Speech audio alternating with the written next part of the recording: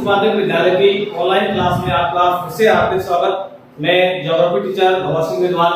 हम कक्षा 12 के भूगोल विषय के लेसन नंबर 3 जनसंख्या वितरण घनत्व वृद्धि और संगठन के बारे में अध्ययन कर रहे हैं। इसके पिछले 5 पार्ट्स हमने पढ़ा दिए, छठा पार्ट सब है जिसके अंतर्गत जन समूह विश्व में जनसंख्या के जन समूह के बारे में अध्ययन करेंगे। तो जनसंख्या को जन समूह की दृष्टि से 4 भागों में बांटा गया है, जैसे एशियाई जन समूह, यूरोपीय जन समूह, अमेरिकन जन समूह और अफ्रीका जन समूह। तो अब हम इसमें देखिए एशियाई जन समूह की विशेषताओं के बारे में पढ़ते हैं। तो एशिया के अंतर्गत जो निवास करने वाली जनसंख्या है उसकी क्या विशेषता है, यदि देखा जाए तो विश्व की जो सबसे अधिक जनसंख्या है, यह जनसंख्या का जो समूह है वो एशिया महाद्वीप में मिलता है। तो देखिए विश्व की सबसे अधिक जनसंख्या एशिया महाद्वीप में मिलती है। देखिए एशिया महाद्वीप के अंतर्गत भारत और चीन ऐसे देश हैं जिनमें सबसे अधिक जनसंख्या मिलती है। तो विश्व की सबसे अधिक जनसंख्या एशियाई जनसमूह में मिलती है। इसका विस्तार पश्चिमी Pakistan, Bharat, Myanmar, Thailand, Indonesia, Vietnam, चीन, श्रीलंका व कोरिया में मिलता है। इस प्रदेश की जलवायु मानसूनी जलवायु है, इसलिए इसे मानसूनी एशिया के नाम से जाना जाता है। यह इसे मानसूनी एशिया कहते हैं। अध्ययन की दृष्टि से एशियाई जनसमूह को 3 उप वर्गों में बांटा गया है। 3 वर्गों देखिए पूर्वी एशिया, तो पूर्वी एशिया के अंतर्गत चीन, जापान और कोरिया ये 3 देश आते हैं। इसी प्रकार से दक्षिण पूर्वी एशिया के अंतर्गत थाईलैंड, म्यांमार, फिलीपींस, वियतनाम ये आते हैं। इसके बाद में दक्षिणी एशिया में भारत, पाकिस्तान, बांग्लादेश, नेपाल, भूटान और श्रीलंका आते हैं। तो एशियाई जनसमूह को अध्ययन की दृष्टि से 3 उप भागों में बांटा गया है, पूर्वी एशिया, दक्षिण पूर्वी एशिया और दक्षिण एशिया। यह जनसमूह मुख्यतः 10 डिग्री से 40 डिग्री उत्तरी अक्षांशों के मध्य स्थित है। यहाँ नदियों द्वारा निर्मित उपजाऊ मिट्टी के मैदान मिलते हैं जो उत्तम कृषि प्रधान देश है। देखिए कि अगर पृथ्वी की बात करते हैं तो उसमें देखिए ये 0 डिग्री अक्षांश रेखा है, भूमध्य रेखा है, और इस भूमध्य रेखा से ऊपर 10 डिग्री से 40 डिग्री उत्तरी अक्षांश इस क्षेत्र के मध्य ये एशियाई जनसमूह मिलता है। और इस जनसमूह के अंदर मुख्य रूप से नदियों के द्वारा बहाकर लाई गई मिट्टी मिलती है। जो नदियों के द्वारा बहाकर लाई गई मिट्टी है वो उपजाऊ मिट्टी होती है, और उपजाऊ मिट्टी के अंतर्गत कृषि अच्छी होती है, इसलिए इस प्रदेश को कृषि प्रधान देश के नाम से जाना जाता है। इस समूह के अंतर्गत सबसे महत्वपूर्ण जनसंख्या है, विशेषता है तीव्र जनसंख्या वृद्धि। यहाँ पर जन्म दर और मृत्यु दर दोनों ही उच्च मिलती है। इसके कारण एशियाई जनसमूह में जनसंख्या वृद्धि तीव्र मिलती है। इस प्रकार से अधिकांश जनसंख्या कृषि पर निर्भर है और बेरोजगारी, आवास एवं भोजन की कमी, निर्धनता जैसी समस्याएं मिलती है। तो ये थी एशियाई जनसमूह की विशेषताएं। एशियाई जनसमूह, तो देखिए एशियाई जनसमूह के बाद में जो अगला जनसमूह आता है यूरोपीय जनसमूह। तो यूरोपीय जनसमूह की जो मुख्य विशेषता है वो देखिए कि विश्व में एशिया के बाद यूरोपीय जनसमूह दूसरा जनसमूह है। यहाँ रूस सहित 74 करोड़ जनसंख्या निवास करती है। तो देखिए एशियाई जनसमूह के बाद में जो दूसरा महत्वपूर्ण जनसमूह है यूरोपीय जनसमूह है, और यहाँ पर रूस को सम्मिलित कर लिया जाए तो रूस सहित 74 करोड़ जनसंख्या निवास करती है। यहाँ का सबसे अधिक जनसंख्या वाला देश जर्मनी है। तो देखिए एशियाई जनसमूह के अंतर्गत सबसे अधिक जनसंख्या वाला देश है जर्मनी, जिसमें 8.20 करोड़ जनसंख्या निवास करती है। यानी जर्मनी की जनसंख्या 8.20 करोड़ है।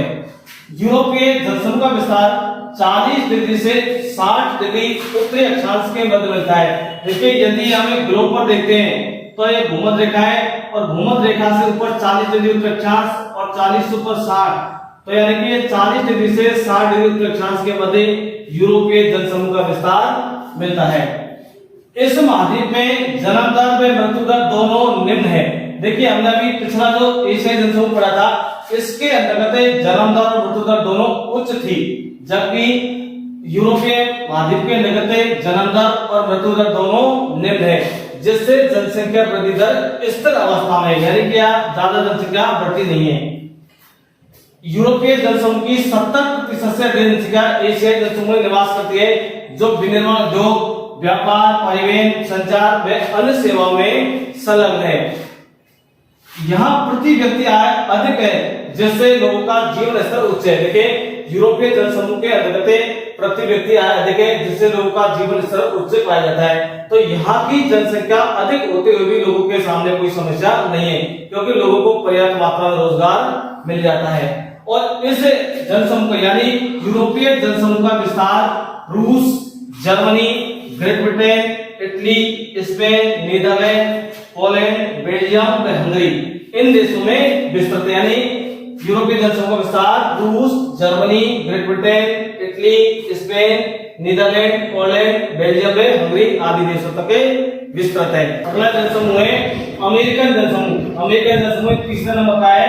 तो अमेरिकन जनसमूह की मुख्य विशेषताएं, यह विश्व का तीसरा जनसमूह है। देखिए, पहला हमने पढ़ा था एशिया जनसमूह, इसके बाद यूरोप जनसमूह, और इसके बाद में ये तीसरा जनसमूह है तथा विश्व का सबसे नवीनतम व विकसित जनसमूह है। तो जो अमेरिकन जनसमूह है, ये विश्व का सबसे नवीनतम एवं विकसित जनसमूह है। अमेरिकन जनसमूह की कुल जनसंख्या का 90% भाग यूरोप महाद्वीप से प्रवास करके आए, यानी कि यूरोप महाद्वीप से आकर बसे। अमेरिका महाद्वीप के अंतर्गत जो रहने वाले लोग हैं, इसकी 90% जनसंख्या यूरोप महाद्वीप से आकर बसी है। यूरोप महाद्वीप से प्रवास करके आए लोग। यहाँ की 75% जनसंख्या नगरों में निवास करती है। तो देखिए, जो अमेरिकन जनसमूह है, इसकी 75% जनसंख्या नगरों में निवास करती है, बाकी 25% जनसंख्या ग्रामीण क्षेत्रों में निवास करती है। और यह यूरोपीय जनसमूह से विकसित व संपन्न जनसमूह है। तो जो अमेरिकन जनसमूह है, यहाँ पर परिवहन के साधन, संचार के साधन, शिक्षा के साधन, ये सुविधाएं यूरोपीय जनसमूह से अच्छी है। इसलिए ये जो अमेरिकन जनसमूह है, ये यूरोपीय जनसमूह से विकसित एवं संपन्न जनसमूह है। और इस जनसमूह की 80% जनसंख्या 100 डिग्री पश्चिमी देशांतर के पूर्व में 30 डिग्री से 45 डिग्री उत्तरी अक्षांशों के मध्य निवास करती है। और यह जनसमूह संयुक्त राज्य अमेरिका के उत्तरी पूर्वी भाग व कनाडा के तटीय क्षेत्रों में फैला है। यानी अमेरिकन जनसमूह संयुक्त राज्य अमेरिका के उत्तरी पूर्वी भाग व कनाडा के तटीय क्षेत्रों में फैला है। अगला है अफ्रीकी जनसमूह। तो देखिए, ये विश्व का सबसे पिछड़ा जनसमूह है। जो अफ्रीका जनसमूह है, ये विश्व का सबसे पिछड़ा जनसमूह है। इस जनसमूह में जन्म दर व मृत्यु दर दोनों उच्च मिलती है। देखिए, हमने अभी पिछला जो जनसमूह पढ़ा था, अमेरिकन जनसमूह पढ़ा था, तो उसके अंतर्गत जन्म दर और मृत्यु दर दोनों न्यून थी। लेकिन ये जनसमूह है, अफ्रीका जनसमूह है, ये विश्व का सबसे पिछड़ा जनसमूह है। यहाँ जन्म दर व मृत्यु दर दोनों उच्च मिलती है, जिससे यह जनसंख्या वृद्धि दर भी अधिक है। आकार की दृष्टि से एशिया के बाद में दूसरा महाद्वीप है। देखिए, अफ्रीका जो महाद्वीप है, ये आकार की दृष्टि से एशिया के बाद में दूसरा महाद्वीप है। और यहाँ की जनसंख्या 110 करोड़ है। अफ्रीका महाद्वीप की जनसंख्या कितनी है? 110 करोड़, जो विश्व की कुल जनसंख्या का 15.4% है। अफ्रीका महाद्वीप के 30% भूभाग पर लोग निवास करते हैं।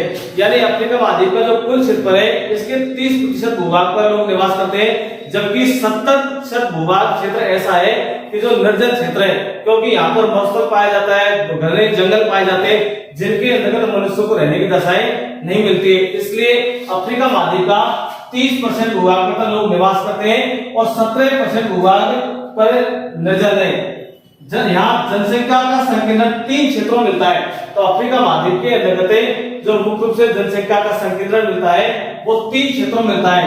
नील नदी घाटी क्षेत्र, जाम्बिया व नाइजर घाटी के मध्य गिनी तट, इस तरह अफ्रीका का दक्षिण पूर्वी भाग। तो अफ्रीका महाद्वीप के 3 क्षेत्र हैं, नील नदी घाटी क्षेत्र, जाम्बिया व नाइजर घाटी के मध्य गिनी तट और अफ्रीका का दक्षिण पूर्वी भाग। इन क्षेत्रों के मध्य जनसंख्या अधिक मिलती है। तो हमने आज ये 4 जनसमूह के बारे में विस्तृत अध्ययन किया और ये लास्ट पार्ट था लेसन नंबर 3 का। हमने लेसन नंबर 3 जनसंख्या वितरण एवं घनत्व का अध्ययन पिछले हमने 6 पार्ट्सों के अंतर्गत इसका अध्ययन किया। मुझे विश्वास है कि ये लेसन आपको समझ आया होगा। हमने इस लेसन की पीडीएफ भी आपको भेज दी है।